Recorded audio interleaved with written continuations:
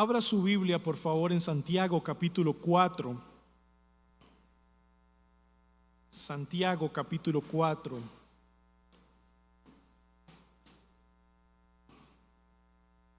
Estamos casi que atravesando ya un poco más de la mitad de esta carta.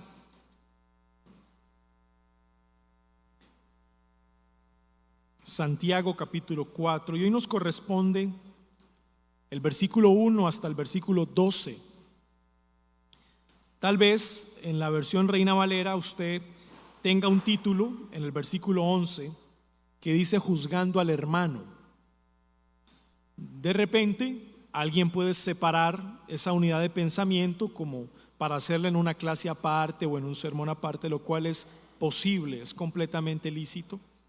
Sin embargo, en esta clase, esos dos versículos, versículo 11 y 12, están incluidos en mi tercer encabezado desde el versículo 7 hasta el versículo 12. He decidido tomar estos dos versículos, no dejarlos solo, sino incluirlos dentro de los encabezados que ahorita les voy a presentar. Entonces, miremos nuestro bosquejo. Nuestro tema principal es la vida cristiana en relación con los placeres del mundo. Ese es nuestro tema principal.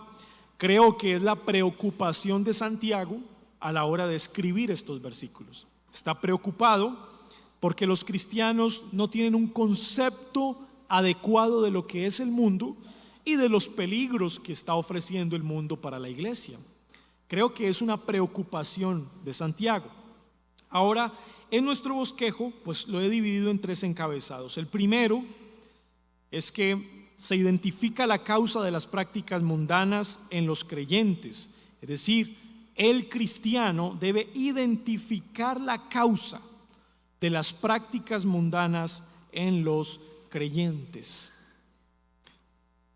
El segundo encabezado, el cristiano se debe alejar de las influencias del mundo. Claro, si ya las ha identificado, esas causas, pues por ende su reacción es el alejamiento de esas influencias del mundo. Y en tercer lugar, también en respuesta a ese conocimiento que ha adquirido, se sujeta a Dios y se sujeta a su palabra. Y entendemos por sujeción el hecho de obedecer a Dios y obedecerlo en su palabra como su estilo de vida, su manera de vivir. Después de que identifica las causas de las prácticas mundanas, versículo 1 al 3, luego se aleja de esas influencias del mundo, versículo 4 al 6, entonces se sujeta a Dios y a su palabra, versículos 7 al 12. Ese es nuestro bosquejo que vamos a intentar seguir en esta clase bíblica. Vamos a ver nuestro primer encabezado. Identifica la causa de las prácticas mundanas en los creyentes. Dice Santiago, ¿de dónde vienen las guerras y los pleitos entre vosotros? Esta es una pregunta. ¿No es de vuestras pasiones las cuales combaten en vuestros miembros? La pregunta está intentando identificar el por qué. ¿Por qué la iglesia cristiana se ve envuelta o está enredada en asuntos difíciles como pleitos entre los hermanos, problemas en sus relaciones interpersonales, las cuales aquí Santiago describe como guerras? Y él está utilizando un término muy conocido por los judíos. Bueno, un pueblo que tiene una amplia experiencia en guerras es el pueblo judío. Si el pueblo judío se tomara la tarea de leer su historia, pues se daba cuenta que toda su historia ha tenido guerra tras guerra, tras guerra, tras guerra, combate tras combate, tras combate, tras combate. Ahora Santiago utiliza el término guerras utilizado en la historia judía para aplicarlo a los problemas que están teniendo los hermanos entre ellos. Pero surge la pregunta, ¿de dónde vienen estas guerras?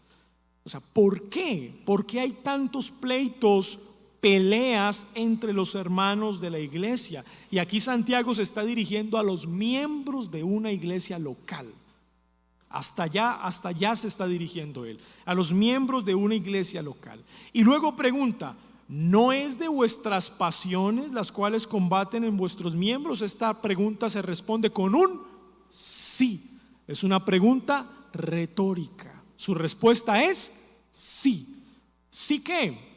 Evidentemente, por causa de las pasiones que hay en el creyente es que aparecen estas guerras y estos pleitos. Y esa palabra pasiones allí también se puede traducir como deseos, deseos fervientes. Ahora, ¿qué es el deseo para Santiago? El deseo es la búsqueda del placer sin Dios. Y estoy hablando de un deseo pues netamente carnal, es decir, que sale del pecado del creyente, de su pecado remanente. El deseo es la búsqueda del placer sin Dios. O sea, todo aquello lo cual nosotros intentemos experimentar cualquier tipo de placer, pero que no sea en Dios, es una pasión o es un deseo que brota de un corazón engañoso y perverso. Así que Santiago responde la pregunta. Él está tratando de identificar la causa de las prácticas mundanas, y la causa son nuestras pasiones, nuestros deseos pecaminosos. Estamos muy preocupados por nosotros mismos más que el reino de Dios. Estamos buscando todo aquello que nos haga experimentar cualquier tipo de placer que no sea Dios. Esa es la preocupación, y Santiago lo ha identificado. Ahora, en el versículo 2 y 3, él va a ampliar este argumento, lo va a ampliar. Mire lo que dice: codiciáis, esta es la prueba de que es verdad, y no tenéis, matáis y ardéis de envidia, y no podéis alcanzar, combatís y lucháis, pero no tenéis lo que deseáis porque no pedís. Y si usted mira y lee detenidamente el versículo 2, pues hay varios mandamientos que podemos identificar que la iglesia está quebrantando. Uno de ellos: no matarás. Matáis y ardéis de envidia. Y esta palabra matar, siguiendo el contexto, pues se está dirigiendo a todo tipo de pensamiento perverso y maligno que tienen los creyentes muchas veces hacia un hermano de la fe. Sí, creo que en primera instancia la palabra matar aquí no es un homicidio como tal, de manera física. Siguiendo el hilo conductor de este texto, creo que matar aquí se enfoca más a los pensamientos malos, a los malos pensamientos, a los pensamientos perversos que muchas veces están en las mentes de los creyentes hacia su hermano en la fe. Y Santiago amplía el argumento: codiciáis y no tenéis, no codiciarás. Ese es otro mandamiento que está siendo quebrantado. Matáis y ardéis de envidia, no matarás, y de repeso no podéis alcanzar. Es como si Santiago le dice: ustedes creen que pueden conseguir ciertas cosas en sus propias fuerzas, pero finalmente se dan cuenta que cuando han experimentado ese placer en ese pecado, están insatisfechos y corren y buscan otro placer en otro pecado y vuelven y quedan insatisfechos, y buscan otro placer en otro pecado y vuelven y quedan insatisfechos. Es decir, no se sacian. Y aquí hay algo interesante, y es lo siguiente: el Señor Jesús le dijo a sus discípulos que el que tuviese sed viniera a Él para no tener sed jamás. Es decir, que las palabras del Señor sacian el corazón de una persona. Pero aquí hay un elemento importante. En Mateo capítulo 5, en las bienaventuranzas, el Señor también dice: bienaventurados todos los que tienen hambre y sed de justicia, porque ellos serán saciados. Note esto: en ambas situaciones nos saciamos y queremos más. Ese es el problema. El creyente que se aleja de las cosas del Señor, que se empieza a enfriar, noten esto, busca saciarse con el placer de los pecados, pero quiere más. El creyente que busca la palabra de Dios para saciarse, se sacia, pero quiere más. ¿Sí están siguiendo la idea? O sea, en ambos casos nos saciamos, pero queremos más. ¿Cuál es el peligro de un lado y cuál es la bendición del otro? El peligro del uno es que si nos saciamos con los placeres de este mundo, queremos más placeres del mundo. Ese es el peligro. Pero la bendición del otro lado es que si nos saciamos con la palabra de Dios, queremos más palabra de Dios. ¿Sí notan? Así que, ¿qué es lo mejor? Saciarnos con los placeres que Dios da en su palabra. Porque vamos a querer más, más, más. La pregunta que hacían hace 15 días, no sé si recuerdan esa pregunta. ¿Por qué muchas veces los creyentes llegan a un estado como de enfriamiento en el cual no se dieron cuenta por qué llegaron hasta allá? ¿Recuerdan esa pregunta? Y esta es una de las razones. Porque en algún momento de su vida cristiana se apartaron de los deleites de Dios y empezaron a experimentar placer en los deleites del mundo. Entonces se saciaron por un momento, pero ahora quieren más placeres del mundo, más placeres del mundo. Y su vida espiritual poco a poco va descendiendo hasta llegar a un punto en el cual están completamente fríos. Miren el peligro, una cosa nos lleva a la otra. Aquí Santiago está haciendo ese apunte. Combatís y lucháis, pero no tenéis lo que deseáis porque no pedís. Pedís, versículo 3, y no recibís porque pedís mal para gastar en vuestros deleites. Es malo pedir, y aquí Santiago está hablando de pedirle a Dios. ¿Es malo pedirle a Dios? No es malo pedirle a Dios. ¿Cuál es el problema? Que hay que saberle pedir. Y el Señor mismo en su palabra nos ha dado pautas claras para saberle pedir al Señor. Si nosotros le pedimos a Dios cosas conforme a su palabra, el Señor nos las da. Pero si nos alejamos de su palabra y les pedimos para gastar en nuestros deleites, ese es el argumento de Santiago, entonces no recibiremos de parte de Dios. Pero aquí hay algo que también quiero aclarar y precisar. ¿Recuerdan una de las palabras más duras que el Señor Jesús le dijo a los fariseos? ¿Cuál fue? He aquí, os digo que ya tienen su recompensa. ¿Qué significa eso? Es decir, si el fariseo quiere pararse en la esquina y quiere orar en voz alta para ser vistos por los hombres, no le importa su comunión con el Señor, le importa es que los hombres lo reconozcan. El Señor, en lugar de decirles a ellos, bueno, pues ¿qué más da? Dejen de hacer eso, porque eso les va a traer muchas complicaciones y muchos problemas en su vida futura. El Señor les dijo, sí, hipócritas, ya tienen su recompensa. ¿Saben qué les está queriendo decir el Señor? Que si eso es lo que ellos quieren, el Señor se los da. O sea, si usted quiere reconocimiento del mundo, el Señor se lo da. Esa es la recompensa. Pero ¿qué pasa si el Señor le da ese reconocimiento del mundo? Es para su condenación.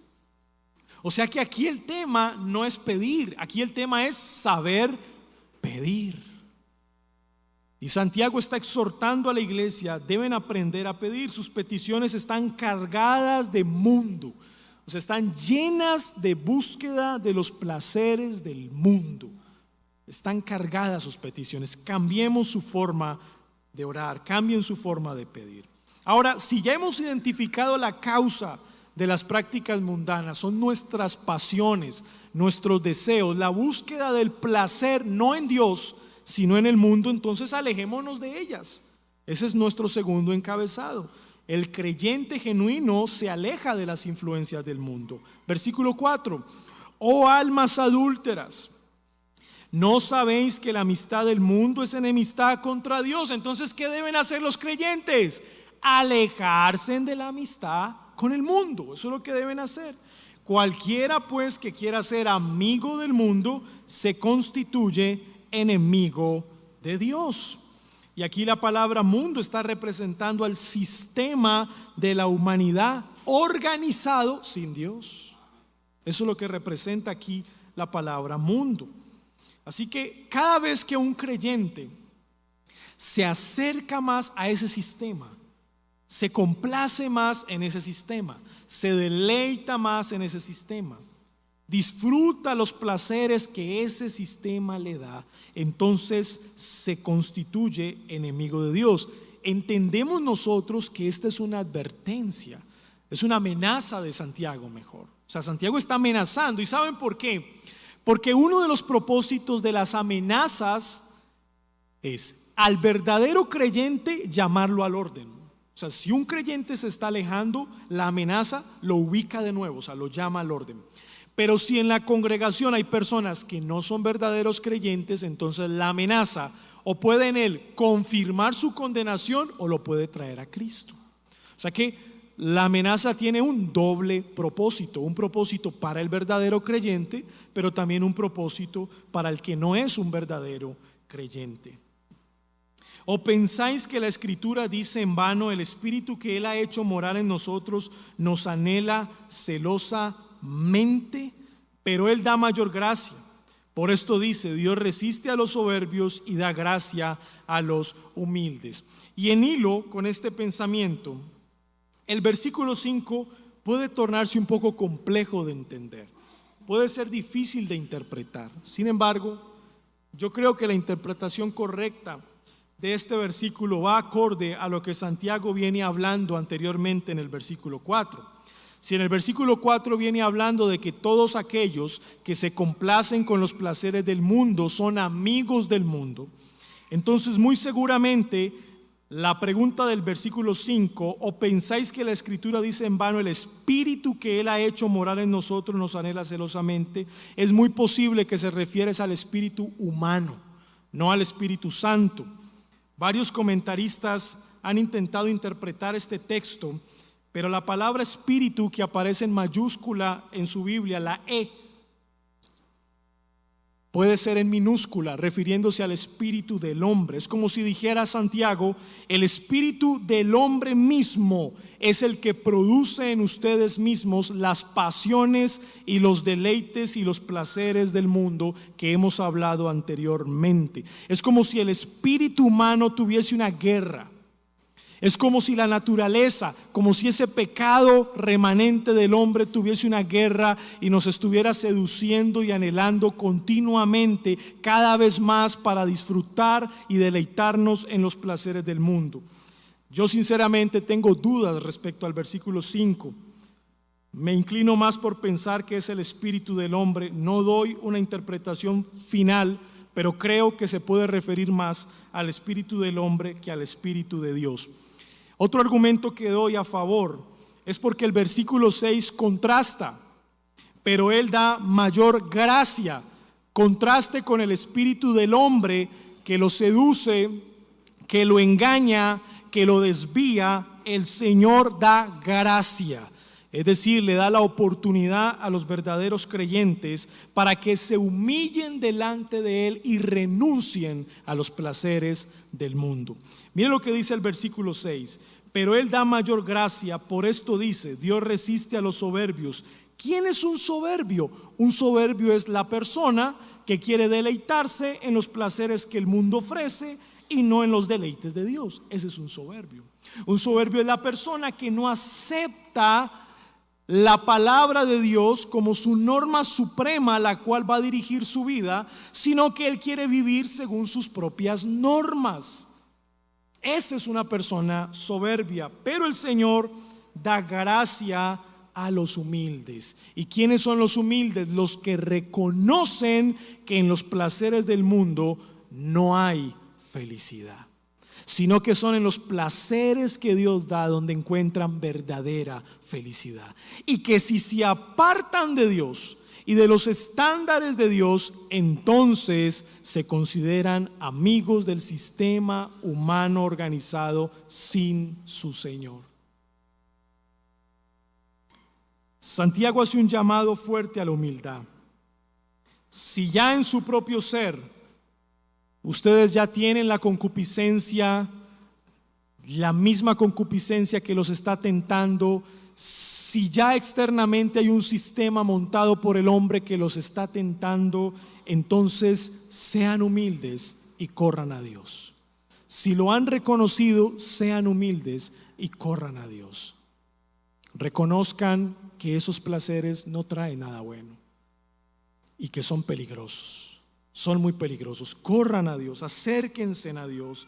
Solamente Dios da gracia, y esta gracia que menciona Santiago aquí es una gracia para vencer el pecado, es una gracia para vencer la tentación. Miren, uno de los momentos más difíciles que puede tener un verdadero cristiano es verse inmiscuido en pecados y no encontrar la manera para salir de ahí. Es como si estuvieses en alguna manera preso, atado a esos pecados y no encuentra la manera de salir de ahí. ¿Qué debe hacer este cristiano según Santiago? Debe ir a la cruz, correr a la cruz de rodillas y suplicar a Dios. O sea, Señor, dame una gracia especial para salir de aquí. Es una gracia especial para abandonar estos pecados. Y saben una cosa, el Señor la da. El Señor da esa gracia. Por eso debemos pedirla. ¿Notan? ¿Qué estaban pidiendo los hermanos de Santiago, de la iglesia? Para gastar en vuestros deleites. ¿Qué debe pedir un cristiano que está entendiendo esto? Gracia para vencer sus pecados. Y Dios responde esa oración.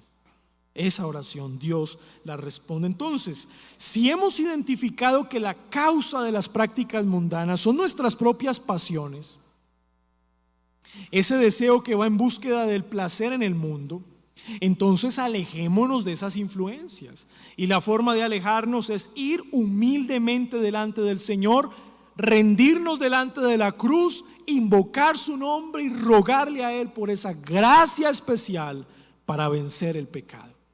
Y así nos vamos apartando de las influencias del mundo. Ese tipo de oración el Señor responde. Ahora, ¿qué debemos hacer entonces a partir de ahí? Someternos a su palabra, someternos a Dios y someternos a su palabra. Versículo 7.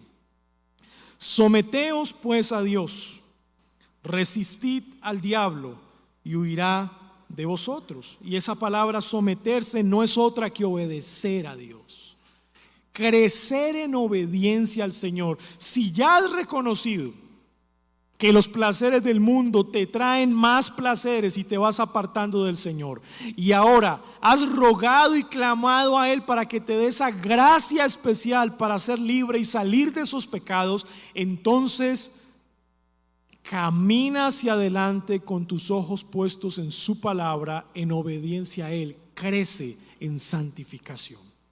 Si has logrado salir de ahí, no le des lugar al diablo. No te confíes más. Siempre lo hemos dicho y aquí lo hemos enseñado, el lugar más peligroso que tienen los hombres es la cima.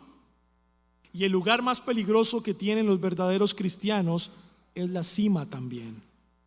Sentirnos muy bien en el Señor, tan bien que ya no prestamos atención a las cosas que nos pueden hacer volver a caer otra vez en pecado. Y nos confiamos tanto que no nos damos cuenta que estamos siendo tentados. Y ese lugar de victoria, aunque es bueno, es peligroso. Es peligroso. Y si el Señor te ha dado ya la victoria en esos pecados, no te confíes, eso es peligroso. Sigue rogándole a Él, sigue pidiéndole a Él esa gracia para mantenerte en victoria, pero no te puedes confiar. Más bien, resistamos al diablo. Esta es la guerra espiritual, es resistencia. La guerra espiritual es resistencia. Vamos a resistir al diablo, entonces Él va a huir de nosotros. Y esa palabra resistirle no es otra sino estar firmes. Firmes, que no te pueda mover. Que si tú ya afirmaste tus pies en este lugar y en estos caminos, y Él va a intentar moverte como si fueras paja que el viento se lleva de un lado a otro. No te va a mover, porque tus rodillas y tu corazón están afirmados en los caminos del Señor. Eso es resistirlo. Y miren que Santiago entiende que no es que el creyente esté buscando al diablo. No es que el creyente le dé protagonismo al diablo en su vida, en sus cultos, en su oración, etcétera. No. Santiago entiende es que el diablo viene y ataca al creyente. Y cuando el creyente está siendo atacado, el creyente le resiste con firmeza. Y entonces el diablo huye. Huye, automáticamente huye. Así que el trabajo nuestro es un trabajo de resistencia, manteniéndonos firmes en la palabra de Dios. De ahí que el conocimiento de las Escrituras en nuestras vidas cada día más tiene que aumentar. Tiene que aumentar. Y saben, pensemos en los niños que están aquí. Las tentaciones en los niños van a aumentar. Ellos tienen niveles de tentación. Pero las tentaciones, a medida que los niños van creciendo, van aumentando. En unos 6 años serán adolescentes o jovencitos y son diferentes las tentaciones. Pueden venir con mucha más fuerza. Ahora, ¿qué debe hacer un niño que está escuchando esta clase bíblica? Un niño que me está escuchando ahora, ¿qué debes hacer tú? Piensa, no te vas a quedar niño. Y el diablo va a venir por ti. ¿Qué debes hacer tú? Desde ya debes leer la palabra de Dios. Desde ya debes tener tu propia Biblia. Desde ya debes empezar a tomar nota. Desde ya debes hacer preguntas a tus padres. Desde ya te debes interesar por estas cosas. El diablo viene y les digo una cosa, no perdona edad, ni perdona oficio. Viene al pastor que se ha sostenido en santificación por tanto tiempo y lo ataca para matarlo. Y viene al niño que puede producir la mayor de toda la ternura para destruirlo. Él no perdona. Pero tanto el niño que me está escuchando hoy, como el pastor, o como el líder, o como el hermano que dice tengo 40 años en el evangelio y aquí estoy, todos debemos estar firmes para resistir al diablo. Amados, esta guerra es de todos. Todos la libramos. Todos tenemos que estar preparados. Acercaos a Dios y Él se acercará a vosotros. Qué interesante. Mientras por un lado resistimos al enemigo, por el otro lado nos acercamos a Dios. O sea que la valentía y la firmeza se consigue no es peleando con sino acercándonos a Dios. Ahí es donde se consigue la valentía y la firmeza. Pecadores, y son palabras muy judías, limpiad las manos, y vosotros los de doble ánimo purificad vuestros corazones.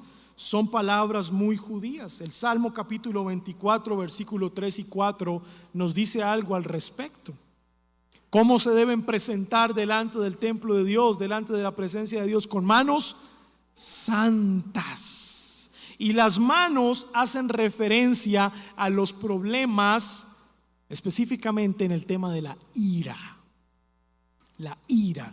Pablo, cuando escribe su carta a Timoteo, en 1 de Timoteo capítulo 2, cuando le dice a la iglesia, levanten manos sin ira ni contienda, se lo dice a quienes, a los hombres. O sea que no hay duda de que la expresión pecador es limpiar las manos. Primero, la palabra pecador es muy fuerte para la audiencia original, demasiado fuerte, mis hermanos. Ahora no sé qué hacer para que usted me entienda lo fuerte que puede ser, pero voy a dejarlo hasta ahí. Es muy fuerte. ¿Por qué? Porque la audiencia original son judíos que han conocido al Señor, al Evangelio. Y para un judío regular, la palabra pecador era una ofensa tremenda. O sea, pecadores otros, ellos no. Pecador generalmente se asocia con una ramera, por ejemplo.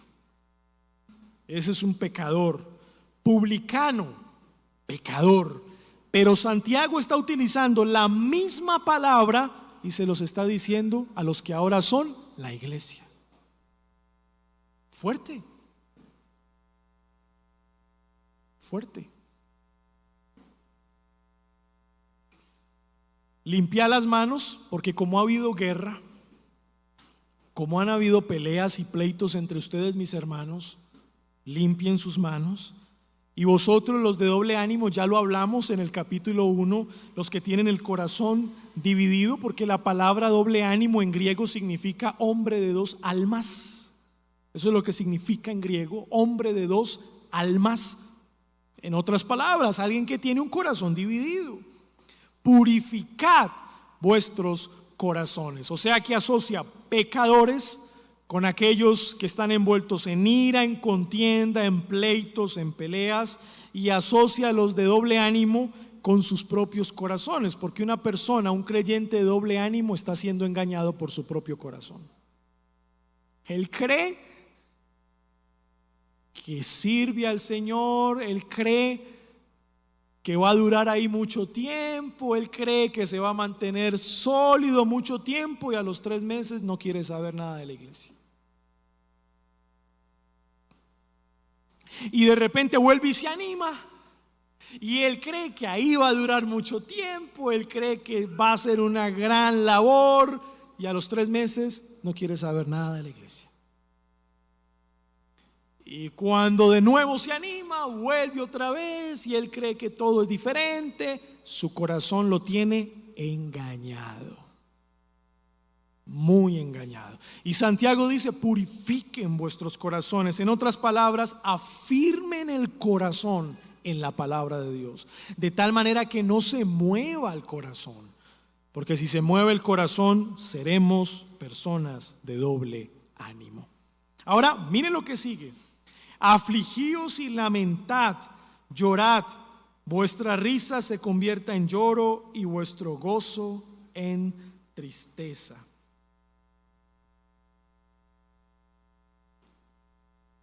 Pensemos esto. ¿Qué es lo que debe producir aflicción, lamento y lloro? Piense. Haga este ejercicio. Aflicción, lamento y lloro. ¿Qué produce aflicción, lamento y lloro?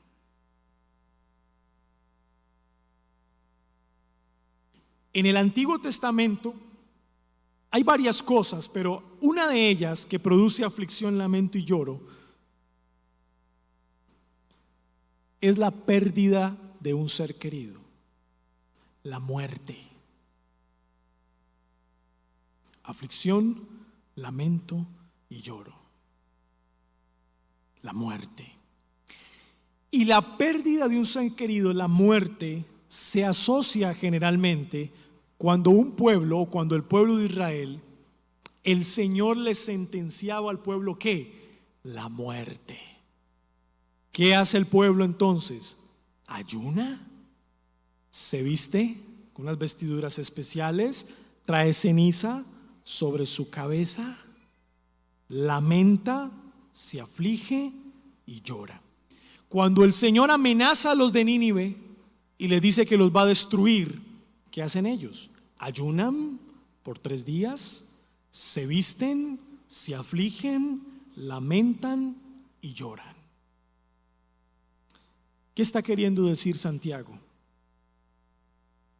Santiago está queriendo decir que el mayor problema que ellos están teniendo es su propio pecado y que ellos deben afligirse, deben lamentar y deben llorar para que el Señor no los consuma, sino que el Señor les dé perdón de pecados. Es como si dijese Santiago que el Señor los vuelva a recibir de nuevo. Bienaventurados los que lloran. ¿Recuerdan? Mateo capítulo 5. ¿Llorar qué? Sus propios pecados. su propia inmundicia, su propia perversión, su propia muerte. Ellos serán finalmente consolados. En otras palabras, un verdadero cristiano se aflige, lamenta y llora su propio pecado. ¿Y esto para qué? Para que el Señor tenga de él misericordia y perdone sus ofensas. Yo digo algo más.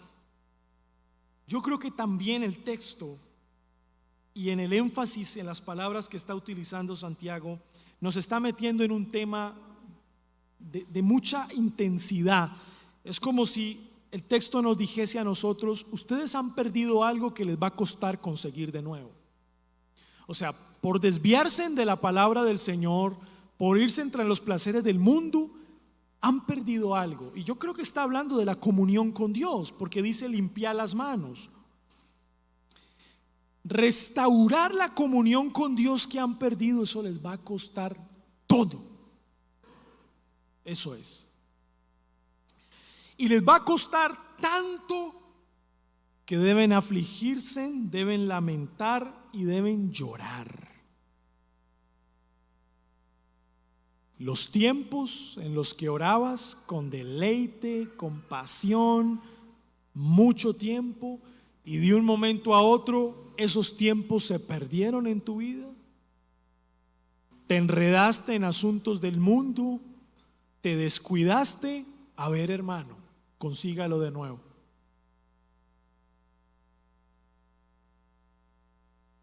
Regrese de nuevo. No es fácil. No es fácil. Generalmente un cristiano conoce la reforma, no pierde un culto, compra Biblia, compra colores, compra agenda, compra cuaderno, viene a la iglesia. Lo que el pastor enseña, eso para él es wow, es increíble lo que estoy aprendiendo, lo que me estás enseñando, Señor. Subraya, anota, se le ve el ánimo y más o menos cuéntele un año, año y medio, ya está mermado, ya ese creyente está mermado. Inicialmente entró orando, predicando, estudiando la palabra, cuéntele el año, está mermado, está mermado. Y muchos de esos creyentes se han dado cuenta y dicen: wow, pero yo no era así. ¿Qué me pasó en la vida cristiana? Me enredé. Vuélvalo a conseguir. Vuélvalo a conseguir. Regrese. Regrese con la misma intensidad. Regrese con la misma pasión al Señor. Regrese con las mismas ganas humildes de aprender, no soberbias, humildes de aprender. Regrese. Mis hermanos, te costará tu vida misma. Eso es guerra.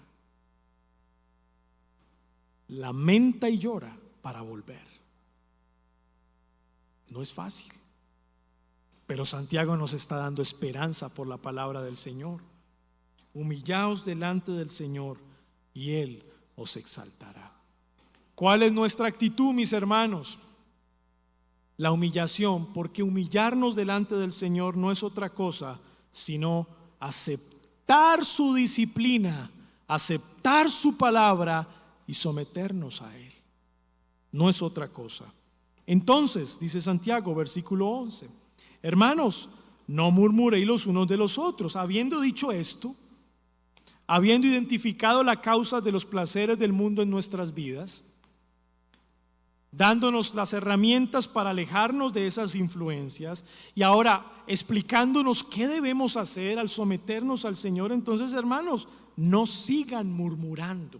¿Ven la aplicación práctica?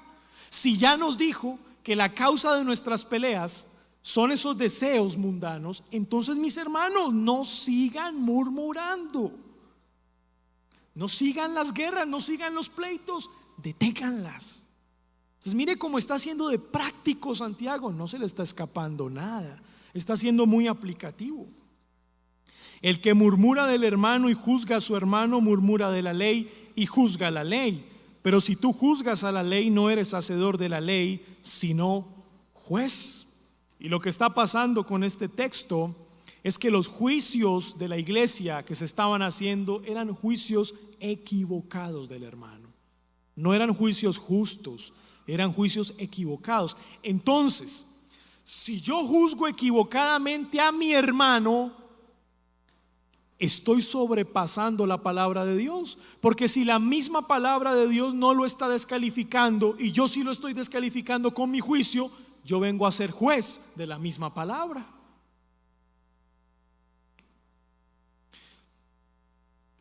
Es por eso que la primera fuente o la base de nuestros juicios no debe ser nuestra impresión o percepción de la persona.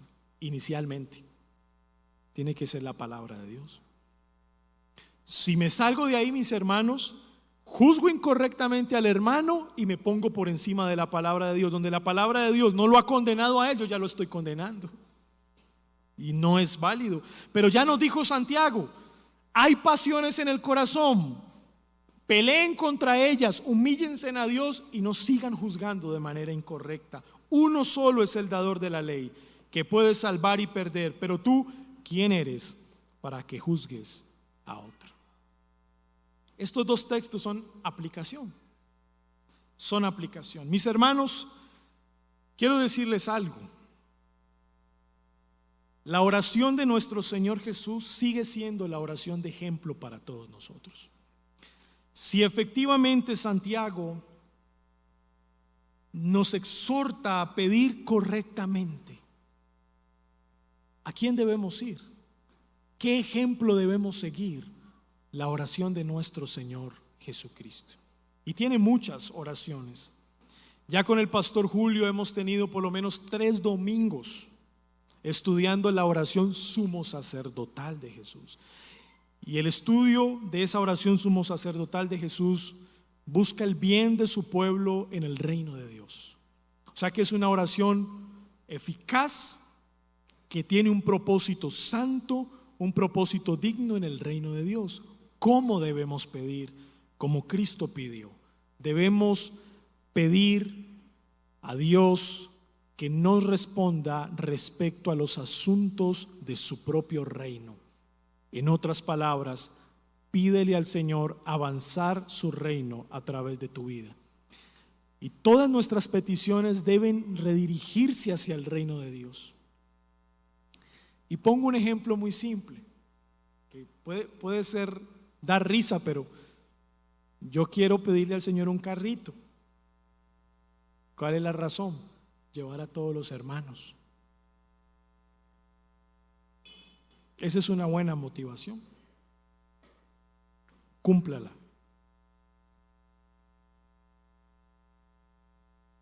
Cúmplala. Si esa fue su motivación para el reino y el Señor se lo dio, cúmplala. Ahora, no quiero decir que no podamos pedir cosas materiales, por supuesto que sí, para el avance de su reino, obvio. Pero lo que quiero decir es que debemos ser tan íntegros a la hora de pedirle al Señor.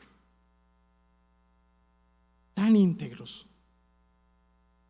con una conciencia plena de lo que le estamos pidiendo al Señor, que de todo corazón deseemos glorificarle a Él. O sea, de todo corazón, que no sea simplemente una muletilla o una palabra por cumplir o por vernos un poquito más piadosos. No, tiene que salir verdaderamente de todo nuestro corazón, así como nuestro Señor Jesús oró. Nuestro Señor Jesús combatió los placeres de este mundo con la palabra de Dios. Venció a Satanás en la tentación en Mateo capítulo 4. Sus oraciones fueron eficaces y respondidas por Dios porque iban acorde al reino de Dios y se sujetaba a la palabra del Padre. Él no hizo nada en esta tierra que fuera en contra de la voluntad de su Padre. Aprendamos pues del ejemplo de Jesús, mis hermanos. Aprendamos de su ejemplo. Mis hermanos, que en esta clase bíblica nosotros podamos identificar esas pasiones que nos están llevando a deleitarnos en los placeres del mundo y a renunciar a ellas. Y yo creo que la aplicación más fuerte para esta mañana es la súplica y el ruego a Dios de todo corazón que nos dé gracia especial para vencer los pecados. Oración que levantan los adultos, oración que levantan los jóvenes, pero oración que también tienen que levantar ¿quiénes? Los niños. Satanás no perdona edad. Todos orando por esta situación. Gracia para vencer el pecado en la iglesia. Oremos. Señor, te damos gracias de manera especial en esta mañana y te rogamos que nos ayudes en nuestras debilidades. Ayúdanos a estar firmes y a resistir al diablo.